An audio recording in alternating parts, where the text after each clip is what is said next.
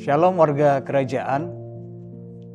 Kali ini kita akan sama-sama belajar berdiskusi di komunitas kita tentang sikap hati yang melayani.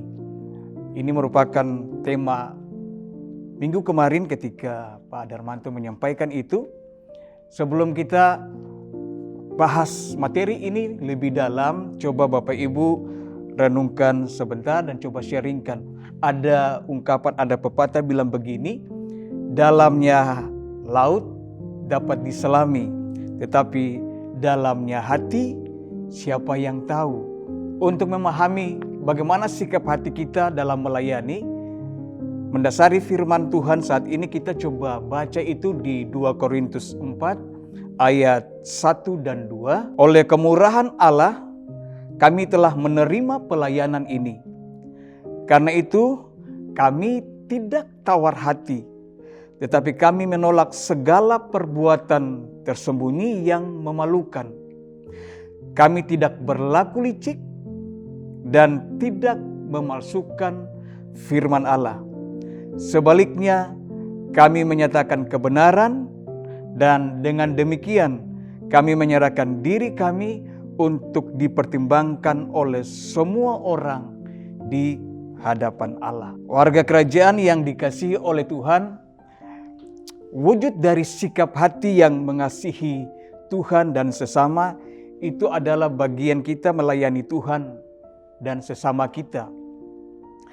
Secara sederhana, sikap hati melayani yang benar itu tidak tawar hati, tidak berlaku licik, dan tidak memalsukan firman Allah seperti yang tadi kita baca di 2 Korintus 4 ayat 1. Ada hal yang paling penting dalam melayani Tuhan adalah perlunya kita memiliki kedewasaan secara rohani.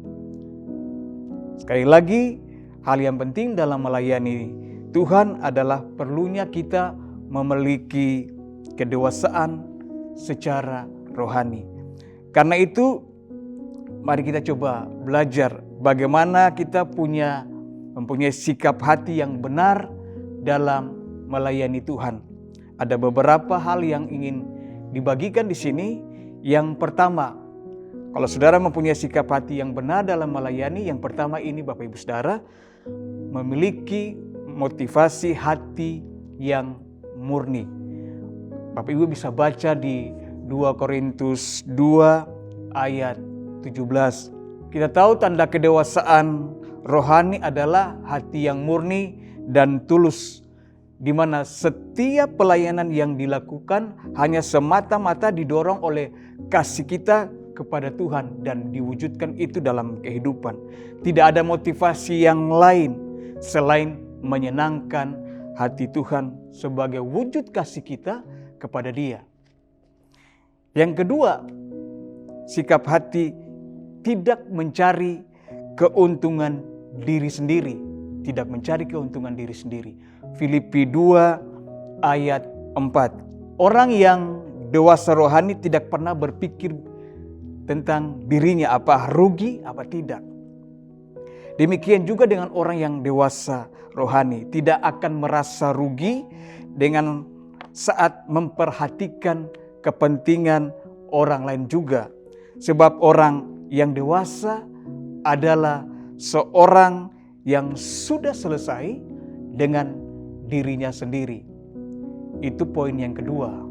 Nah, poin yang ketiga, bagaimana supaya kita mempunyai sikap hati yang benar dalam melayani, yaitu hidup dalam ketaatan tanpa paksaan. Bisa baca di Titus pasal 2 ayat 11 sampai ayatnya yang ke-12. Orang yang dewasa rohani mempunyai kesadaran untuk taat bukan karena takut dihukum atau supaya ingin mendapat berkat. Tapi ketika saat mengalami kesulitan, orang dewasa tidak menyalahkan Tuhan. Tapi sebaliknya, ia menyadari bahwa kesulitan yang dialami itu merupakan didikan untuk hidup lebih bertanggung jawab dan bijaksana untuk tujuan yang mulia. Poin yang keempat, bagaimana saudara mempunyai sikap hati yang benar dalam melayani.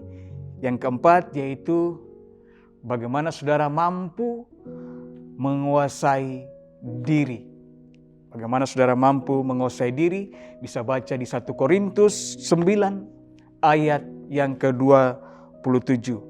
Bapak Ibu yang dikasihi oleh Tuhan, perbedaan besar antara anak-anak dibanding dengan orang dewasa yaitu soal penguasaan diri. Anak-anak sering tidak bisa menguasai diri ketika ia menginginkan sesuatu atau mengalami apa yang ia tidak sukai. Tetapi orang dewasa adalah orang yang terlatih untuk mengelola ketidaknyamanan dan menguasai dirinya. Bapak Ibu yang dikasihi Tuhan, warga kerajaan sorga, karena itu mari kita sadari bahwa setiap kita dipanggil untuk melayani Tuhan dan juga sesama. Sebab itu mari kita miliki sikap hati yang benar dalam melayani Tuhan, sehingga kehidupan kita senantiasa menyenangkan Tuhan kita, Raja di atas segala raja, dan menjadi berkat bagi sesama kita manusia. Ingat bahwa melayani dengan benar perlu dewasa rohani, yaitu orang yang sudah selesai dengan kepentingan dirinya sendiri, dan karena kasih Tuhan itu kita memikirkan kepentingan orang lain juga. Mari saudara, kita introspeksi diri dan biarlah ini yang mendorong kita untuk melayani Dia lebih baik lagi, baik di keluarga, di komsel, di tempat pekerjaan, di mana saja Tuhan tempatkan kita, dan kita berdoa biar Tuhan memakai kita untuk menjadi berkat bagi orang lain. Mari kita berdoa. Kami bersyukur Tuhan, Engkau telah memilih kami, menetapkan setiap kami, dan memanggil kami untuk menjadi alat kesaksian-Mu di tengah-tengah dunia ini. Karena itu Bapa, kami sangat menyadari dalam pelayanan kami sering kami keliru, kami berbuat salah. Biarlah ketika firman Tuhan yang mengajar kami di hari ini, bagaimana kita memiliki sikap hati yang melayani dengan benar. Kami minta Engkau Roh Kudus tuntun kami, ajar kami, supaya ketika kami melayani Tuhan, kami melayani sesama kami, biarlah kebenaran firman Tuhan ini, apa yang telah kami belajar di saat ini, itu menjadi bagian dalam hidup kami. Roh Kudus, mampukan kami, tuntun kami sesuai dengan kebenaran firman-Mu. Kami siap untuk menyenangkan hati Engkau, melayani sesama sebagai bukti kasih kami kepada Engkau. Di dalam nama Tuhan Yesus, kami berdoa dan mengucap syukur. Haleluya. Amin. Tuhan memberkati kita semua.